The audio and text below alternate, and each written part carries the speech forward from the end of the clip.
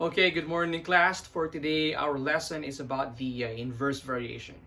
Let's define first what is inverse variation.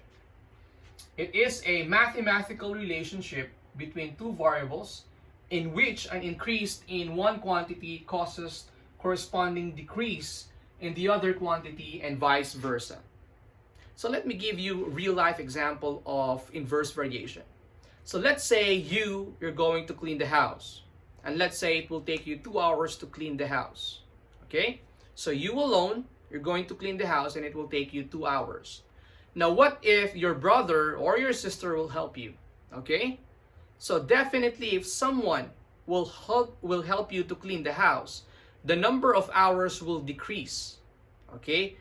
And as more people will help you clean the house, the number of hours will definitely decrease. So those are the two variables we're talking about that has an inverse variation relationship. Okay?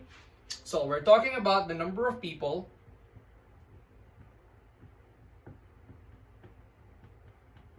and then the time.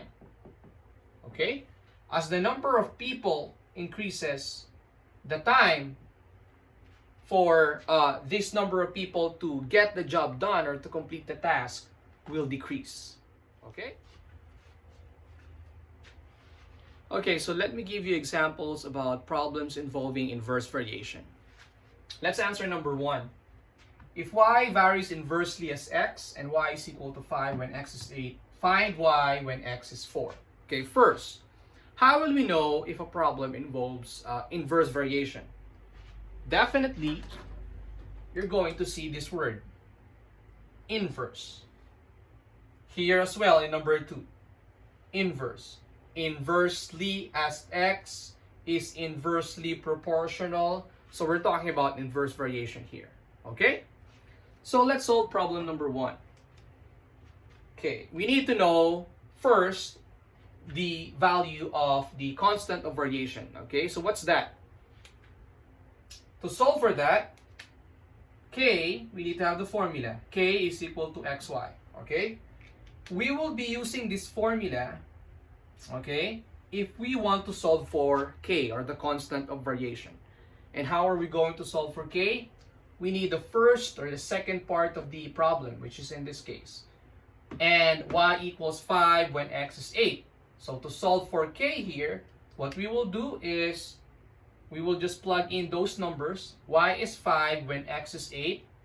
So x is 8, y is 5. So x is 8, y is 5. Our k is equal to, 8 times 5 is equal to 40. That is our k, or constant of variation. Take note of that, okay? So, in solving problems such as this one, okay, or in that problem involving inverse variation, the first thing you need to do is to solve for k, the constant of variation. So basically, you just need to multiply those two available numbers, x and y, and that will give you k. Next step is answer the problem. Find y when x is 4. So find y when x is 4. We can still use the same formula. Okay? So k equals xy. But this time our k, we already know that, and that's 40. So we can write 40 equals find y when x is 4. So here, x is given, and that's 4. Our k is already given, which is equal to 40. So this is 4, that's x, and we need to solve for y. So 40 equals 4y. So to solve for y, we will just divide both sides by 4, and that will give us the answer. Y equals 10. Okay? Let's have another example. If y is inversely proportional to x and y is equal to 8 when x is 10, find y when x is equal to 20. Again, what's the first thing we need to solve? K. We need to solve for k first, or the constant of variation. And to solve for k, we will be using that formula, k equals xy.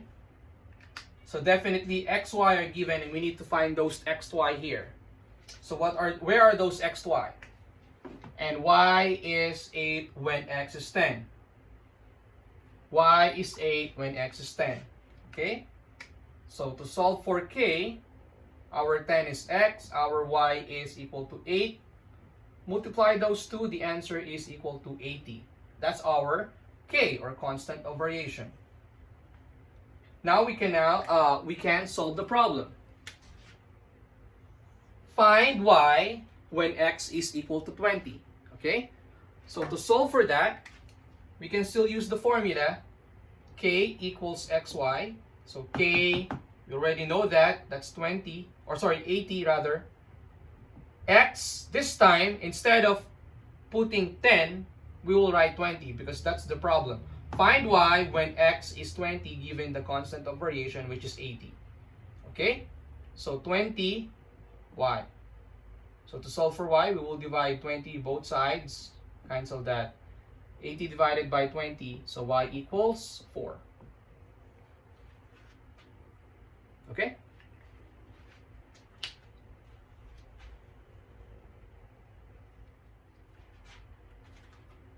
Okay, so let me give you another example.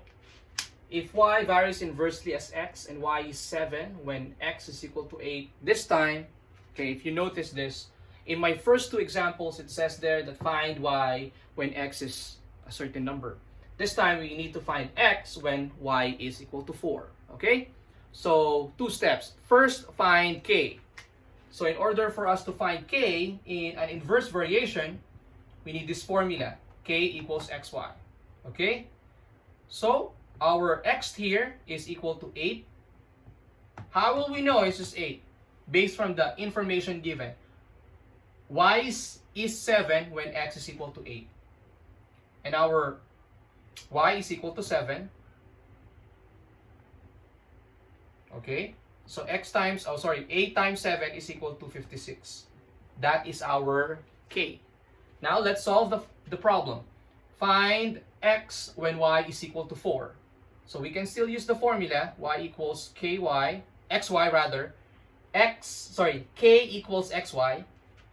K is already given, that's 56. X, we don't know that because according to the problem, we need to find x. We know y, and y is equal to 4. Okay? Find x when y is 4. So simply divide this by 4 divided by 4. X is equal to 14.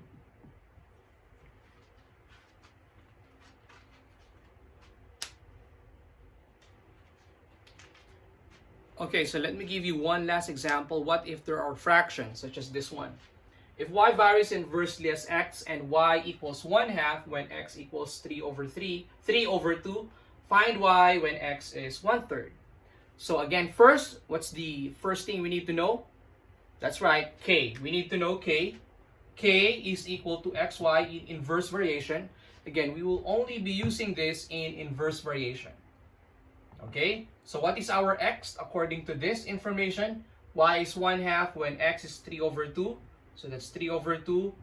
Our y is 1/2. Okay, so when we multiply fractions, we just multiply the numerators and the denominators directly. 3 times 1 is 3. 2 times 2 is equal to 4. So this is our k. Now we can find the y when x is 1/3 because we already have k. Again, using the same formula, k equals xy. Our k here is 3 over 4 equals x is 1/3 and y. We need to know y. Okay? So in solving problems such as this one, what we will do here is we will multiply by the product of the denominators. Okay? 4 times 3 is 12. So we will multiply this by 12 or we will multiply this by 12. Okay? We can actually just cross multiply. Okay? So 12 times this is equal to 9. Okay? How does that happen? 12 divided by 4 is 3. So 3 times 3 is equal to 9. Equals 12 divided by 3. That's 4. 4 times 1 is equal to 4. So 4y. 4 times 1 is 4 times y is 4y. Divided by 4. Divided by 4. Cancel that. So y equals 9 over 4. Okay?